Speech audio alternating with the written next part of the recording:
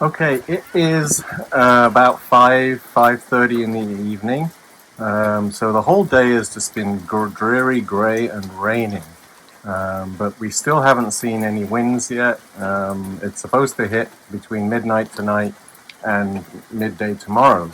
So I don't think so far things don't even look like there's no white caps on the water. So it's just a moderately, you can see the trees blowing, kind of a moderately windy day. People have been asking me for the two clear glaze recipes that I use. This is the one I use for cone 4, and this is the one for earthenware, cone 04. And then I use a higher bisque. I do 01 bisque when I use this glaze, and then an 04 clear glaze.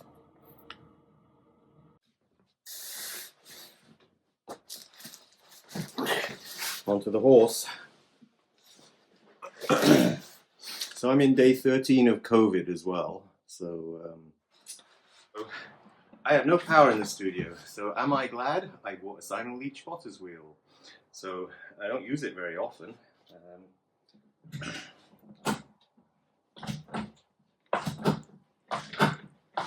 you go, got some speed. Alright, so these plates have, it's been 2 days late trimming. So I have to trim these, and they're a little bit past it really. So we're going to do it back to the old-fashioned way.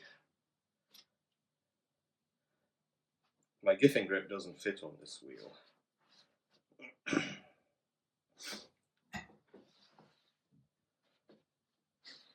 This is how I learned back in 1973.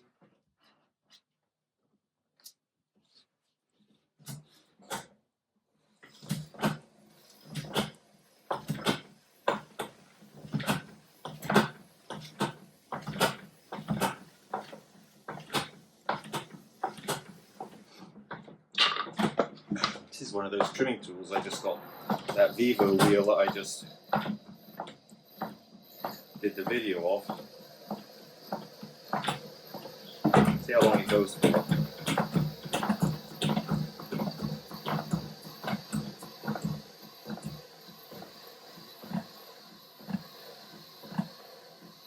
Seems like that.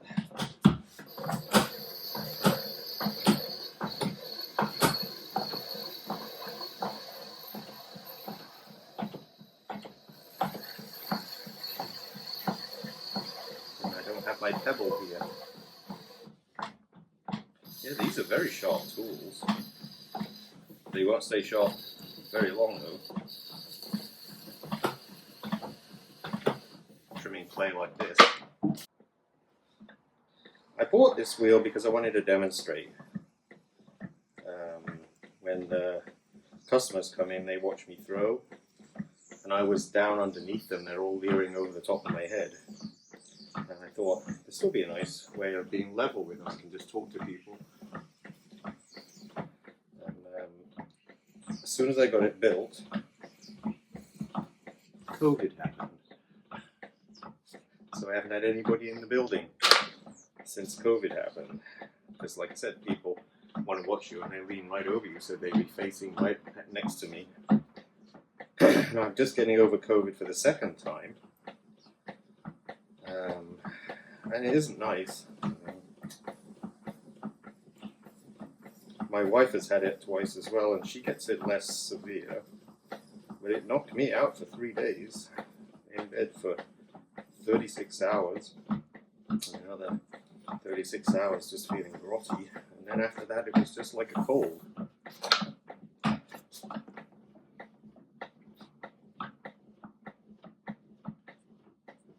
But I can see how as we get older, it's going to become a little bit more severe because it's bad already. So I didn't want to have people facing face to face with me during COVID. And I thought, well, when COVID's over, well, okay, there's a thing. I don't know if it's ever going to be over, but we're learning to live with it. Okay, So this is better.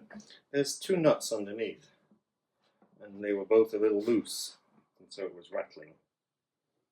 And now this feels a lot better.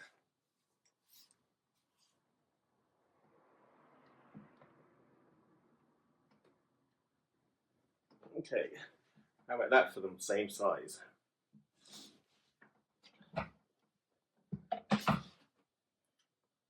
I can eyeball something and say it's centered anyway when you look down at a wheel like this. But you can draw black lines all the way around it. And it's always good to have a sponge, so you can just dampen the wheel before you actually stick your clay around it.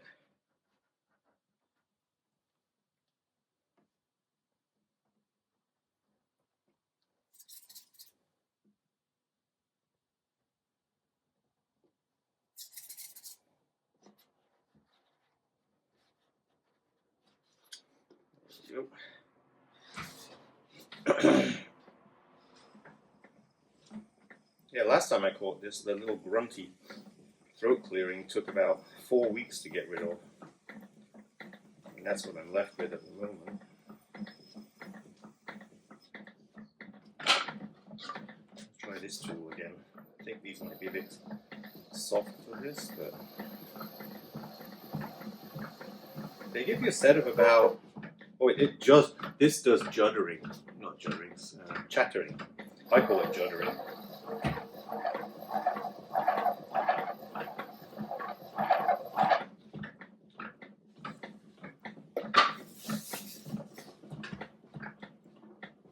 But they give you about 6 of those tools with that lever wheel. I just want young kids to be able to get into this without having to go for a loan at the bank, you know. That's why I like that wheel. It works perfectly fine. Actually, it's a pretty good wheel. I haven't even tried more than 4 pounds in it, but it didn't struggle up to 4 pounds. But they have many wheels, so I would get, if you're going to get one of their wheels, get the top of the line one, which was $432.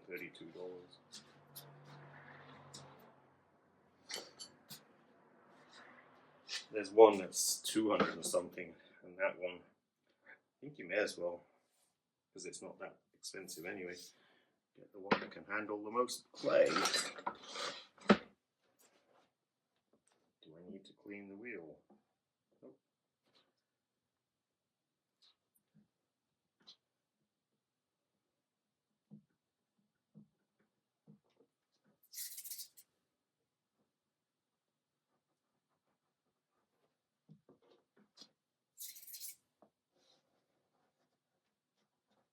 So when you do mugs, it's a little different.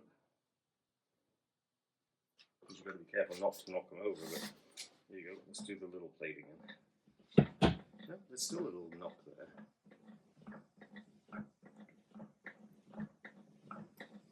But see, it's a lot quieter now.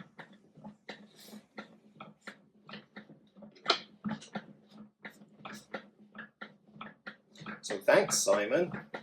That can still work. Who knows how I might be out for a couple more days. But I've got lots of yard work to do now, branches and leaves everywhere, so I'm going to get the lawnmower out later on. I just hate to use the gas, because I'm running a generator in my house to keep the fridges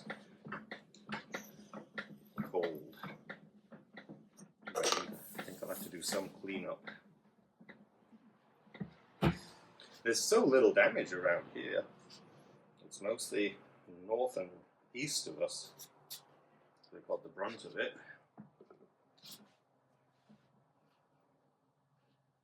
But it happened all overnight, so I couldn't take any filming of it because it was all dark. And the following morning, most of the wind had gone.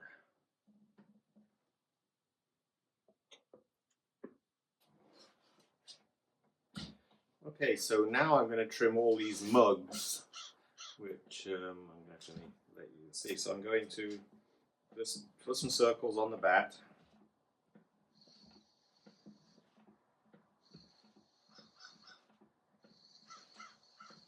Because I want to be able to center it instantly.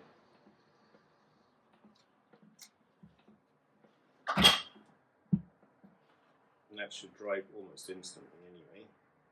So then I dip the rim, a little bit of water, shake off the excess, place it in the center so the circles are, and then just give it a wiggle, a little bit of pressure like that. Takes a little guts, I guess. Sorry you can't see much, but it's actually you can see a little bit. There's no light. We still don't have power. And then obviously you don't want to dig hard. And you can stick some bits of clay around it if you're insecure about it. It just takes time to do that, so that's why I'm just showing you this.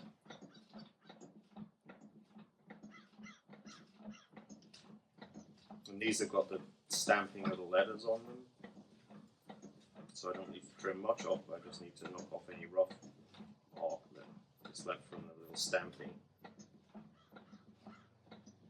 And that's it. And then it releases as easy as that. You take a sponge and just knock off any mark that might be left. It's a pretty smooth base. Let's put that there. I've got to remember which ones I've trimmed. Same again, just a little bit of water. You're not doing much, because the more you add, the more slippery it will be and take more longer to stick. Place it in the center. That one's right on the line. And then just give it a little wiggle. Test it, you can see it's stuck.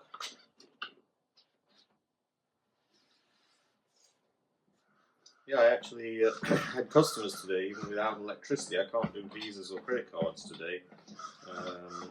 No lights in the gallery or anything. And we hung I sold a large mural piece the day the hurricane hit, earlier in the morning. And I sold a large mural piece, and we hung another piece in its place that has been sitting in the gallery for a year. Never been hung on the wall because there wasn't any room. And we hung it up on the wall yesterday, and today it's sold. Amazing. 2 pieces in the same spot on the wall, sold within 4 days. There you go. And then sponge again.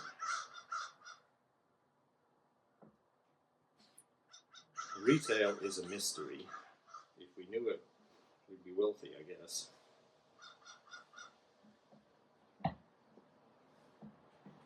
It's like craft fairs. They're a gamble. Life is a gamble. Shake off the water. Stick it down in the middle before we put any pressure on. Make sure it's in those lines.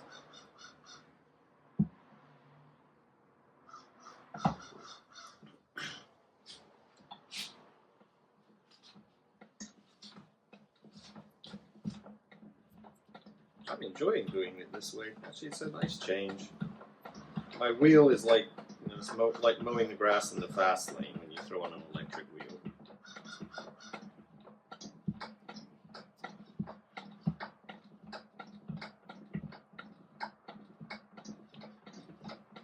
But as a production potter, I mean, I have to throw on the electric wheel because it's so much faster.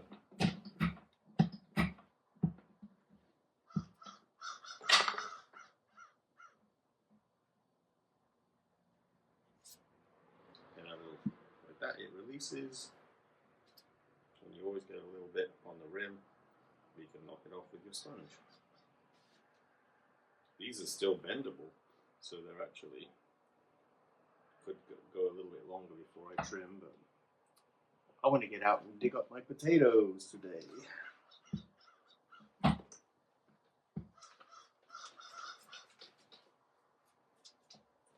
Last year I left it too long, and the mice ate lots of my potatoes. Especially because it's getting cold now, they're all starting to look for places to go for the winter. Underground with all my potatoes is probably a very nice place to be, but they won't be there after today.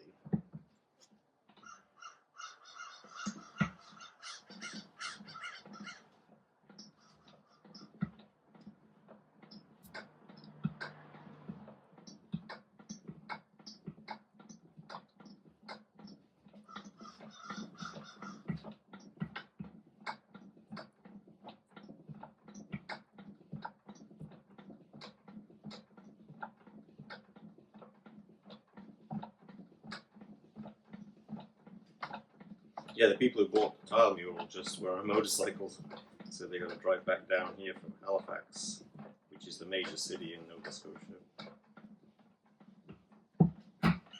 That got hit really hard by the hurricane. It was much closer to them than us.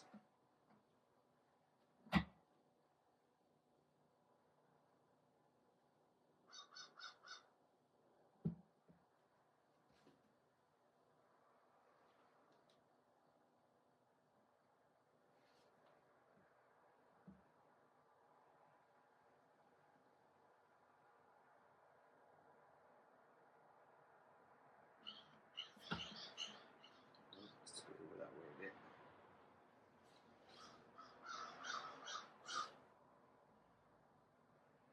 I keep dropping my sponge in the trimmings.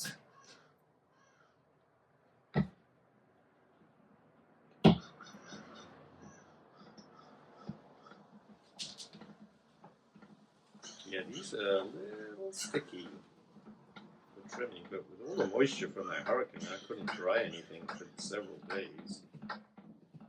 It's been a very humid fall.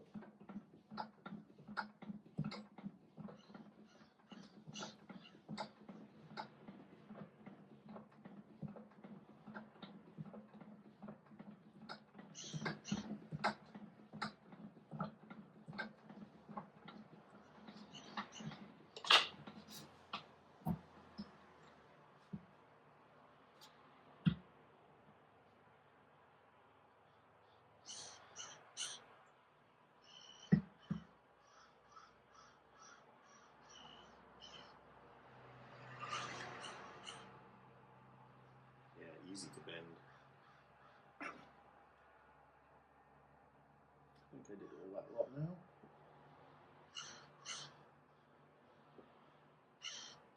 Yep, those are all done. So that's how you trim without electricity, without doing any kind of centering, tap centering or whatever. You just draw lines on here, put it in the center each time and wet the rim and make it stick, and you can trim. This is 2 days after the hurricane.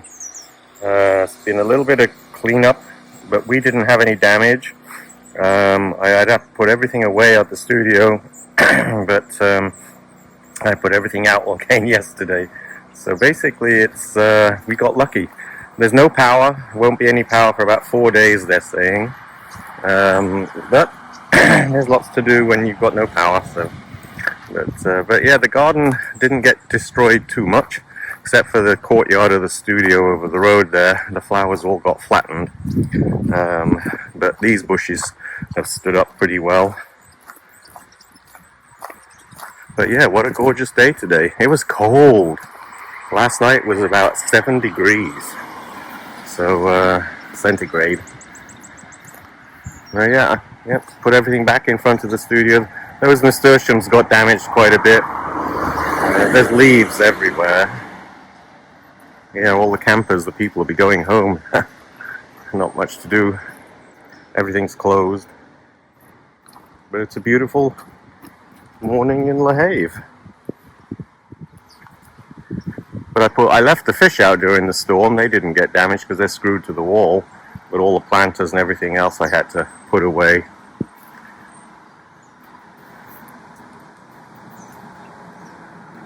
So they've got quite a good grouping of fish there, actually. I haven't put everything back out.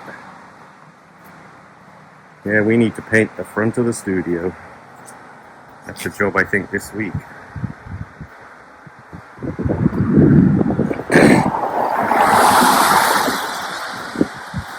Anyway, too bad about all the flowers here because they got completely flattened. Just laying on the ground. They'll perk up a little bit, but everything got flattened here. Alright, just a quick update. This is October the 4th, and look at these flowers. This is called a Montauk daisy, and we have them everywhere because I bought one bush, or I was given one bush by a friend of mine called Yvonne Westhaver, who is a student. And she gave us the bush that's at the end. That bush at the end under the orange sign for my neighbor was the initial bush, and we take cuttings about 25 to 30 every year from that. And we have been putting them to create hedges everywhere. So the great thing about that flower is that it actually flowers when everything else is dying.